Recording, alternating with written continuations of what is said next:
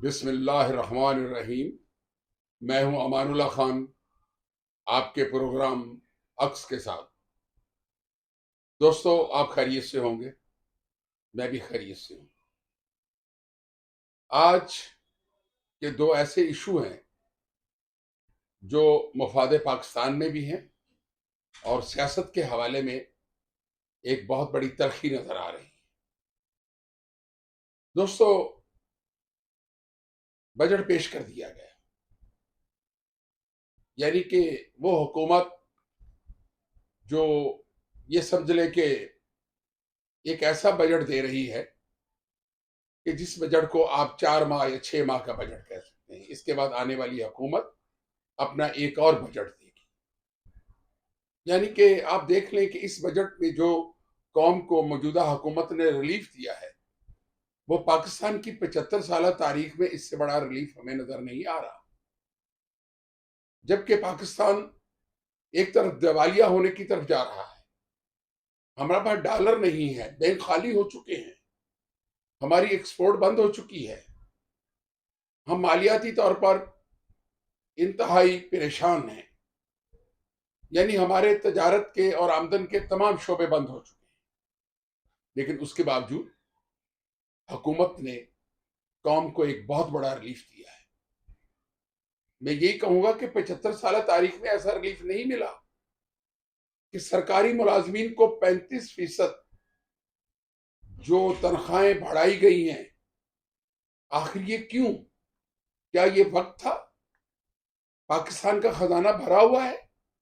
क्या हुकूमत पाकिस्तान के खजाने में इतनी दौलत पड़ी हुई है कि पेंशनरों को 17% यानी कि उनकी पेंशन बढ़ा दी गई? ये बात समझ से बाहर है। दूसरी तरफ देखें कि नौजवानों को 1 लाख लैपटॉप दिए जा रहे हैं। और क्यों दिए जा रहे हैं? क्या हमारे पास इतनी दौलत है पाकिस्तान के पास? देखें, उसके अलावा हुकूमत पाकिस्तान ने और मौजूदा हुकूमत ने कोई 8 ऐसी मददात हैं जिसमें कौम को रिलीफ दिया है। एक तरफ तो हुकूमत का ये बयानिया था कि हम, हो सकता है कि पाकिस्तान ऐसे हालात में चले जाए और हम बैंक करप्ट हो जाएं मालियाती इदारों के। अगर हमें IMF ने पैसे न दिए तो पाकिस्तान का हशर हो जाएगा। ये सारी बातें अपनी जगह पर हैं, लेकिन ये इतना बड़ा रिलीफ जो कौम को दिया गया है, इसकी बैकग्राउंड क्या है, इसका पस मंजर क्या है? देखें, मौजूदा हुकूमत तो अगस्त में खत्म हो जाएगी, निगरान हुकूमत आएगी जो 90 दिन में या 60 दिन में इंतखाबात करवाएगी। लेकिन आने वाली हुकूमत जो भी होगी, क्या ये आज जो कुछ किया गया है बजट के अंदर, आने वाली हुकूमत ये बोझ उठा सकेगी? ये मालियाती इतना बड़ा बोझ कौन उठाएगा? देखिए, पाकिस्तान तो जिन हालात में है उसको तमाम मालियाती इदारे भी जानते हैं और अवाम भी जानते हैं।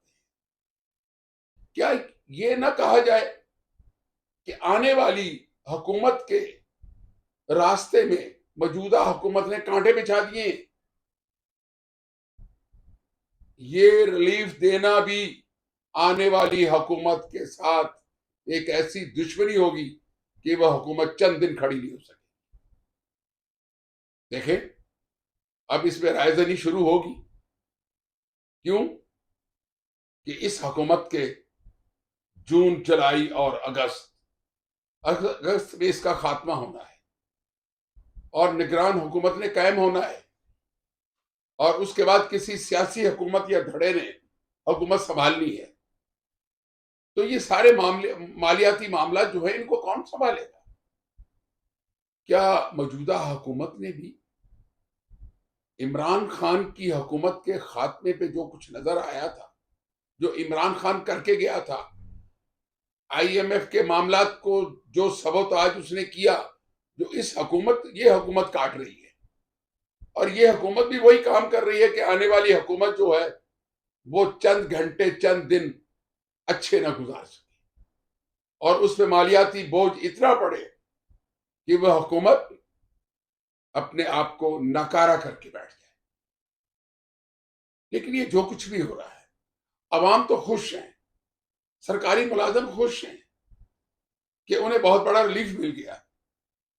लेकिन मुझे लगता है कि वक्ती तौर पर रिलीफ होगा और आने वाले दिन पाकिस्तान के लिए मालियाती तौर पे अच्छे नहीं होंगे। देखिए, मैं ये कहूंगा कि ये जो बजट में जो साजिश हुई है, इसे साजिश का नाम दूंगा। ये कौम और पाकिस्तान के साथ हुई। जब हम न तनख्वाहें बढ़ा सकते थे, न पेंशन, और ना ही कोई ऐसे मंसूबे ला सकते थे कि जिसमें इतनी बड़ी इन्वेस्टमेंट या फंड्स देने पड़े, क्योंकि पाकिस्तान तो खाली है, पाकिस्तान के पास कुछ नहीं। ये हुकूमत कह रही, मैं नहीं कह रहा। और उसके बावजूद मौजूदा हुकूमत ने इस बजट में जो इतना बड़ा खलबाड़ किया है, उसको आने वाले लोग भुगतेंगे। दोस्तों, दूसरी जानब इस वक्त पीटीआई के जो हालात बन चुके हैं, पीटीआई तो खत्म हो चुकी है, उसका एंड हो चुका है।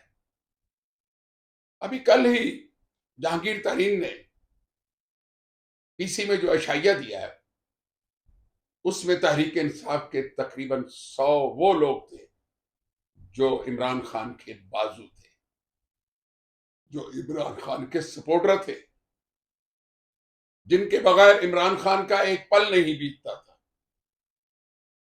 कल उस अशाइये में वो सब लोग शामिल हो गए और मुझे समझ में नहीं आया कि वो कितने गैरत वाले लोग थे कि एक दूसरे के सामने खड़े थे और खुशी मना रहे थे कि हमने एक नई पार्टी बना ली है जिसे तहरीक इस्तेकाम पाकिस्तान कहा जाएगा। यार, कौन सा इस्तेकाम, किसकी बात करते हो तुम? ये तुम मफरूर लोग जिन्होंने ये पार्टी बनाई है, ये पाकिस्तान को इस्तेकाम देंगे? आप तहरीक इंसाफ को तो इस्तेकाम दे ना सके। जो आपने बुलंदोबांग दावे किए, मैं खासकर चौधरी फवाद के बारे में बात करूंगा। ये कितनी बेशर्मी और ढिठाई की बात है। मुझे तो आपका अदालत में वो भागना ऐसा लगा कि खुदा रहा, इससे अच्छा था कि आप भाग ही जाते कहीं। और कल के एशाइये में आप अपना मुंह छुपा रहे थे। किससे छुपा रहे थे आप?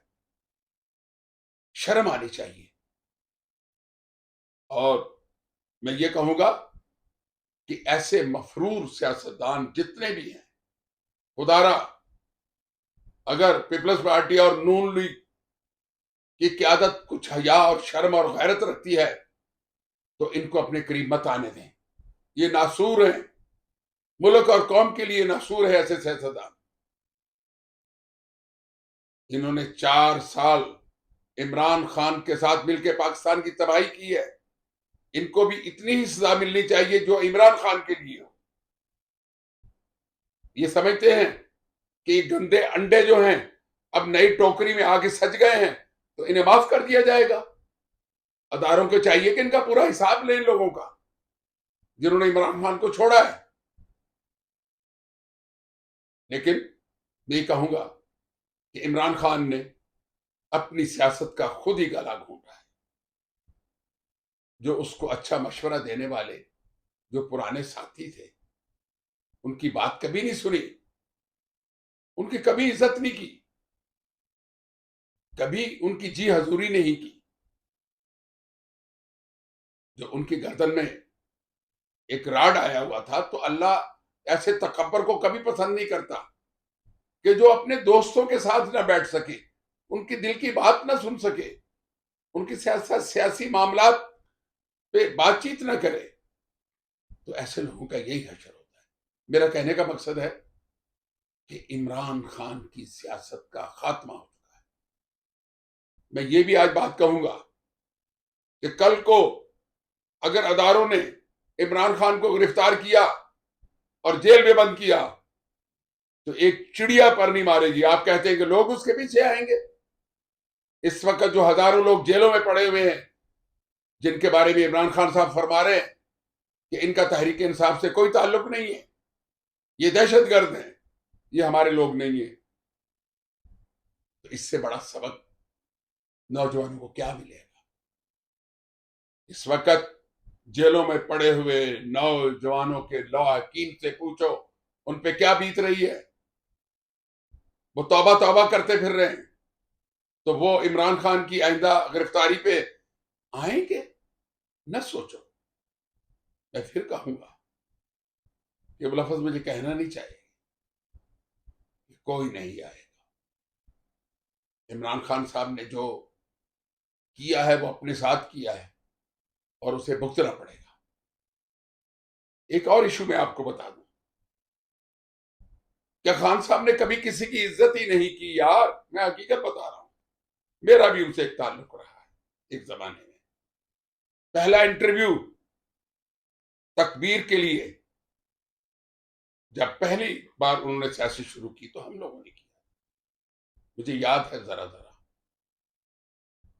वो तो किसी को चाय पीने के लिए भी कभी नहीं कहेंगे, दावत नहीं देंगे, लेकिन जो कुछ शाह महमूद कुरैशी के साथ उनकी रिहाई के बाद जमान पार्क में हो गया, वो भी एक तारीख लिखी गई है। एक आखिरी मोहरा जो खान साहब के पास बचा था, इतलात के मुताबिक जमान पार्क में उसकी वो इज्जत की गई है, वो इज्जत खान साहब ने की है कि उसको उठ के जल्दी से उस घर से बाहर निकलना पड़ा और सहाफियों से बातचीत किए बगैर अपनी इज्जत बचा के भागना पड़ा।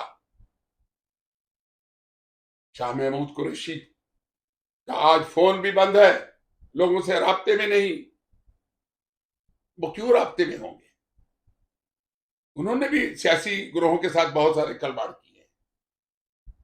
पीपल्स पार्टी ने बहुत इज्जत दी शाह महमूद कुरैशी को, जितनी इज्जत पीपल्स पार्टी में मिली वो कहीं नहीं मिल सकती थी, लेकिन उन्होंने पीपल्स पार्टी के साथ भी हाथ किया। उसके बाद नून लीग में शामिल होने की कोशिश की, लेकिन वहां उनके लिए कोई जगह नहीं थी। वहां जो क्यादत बैठी थी वो पुराने लोग थे, ज़हीन लोग थे और सच्चे और मियां साहब पे जान निछावर करने वाले लोग थे। इसलिए शाह महमूद कुरैशी की वहां जगह नहीं बन सकती। दोस्तों, इसी के साथ मैं आपसे इजाजत चाहूंगा। खुदा हाफिज।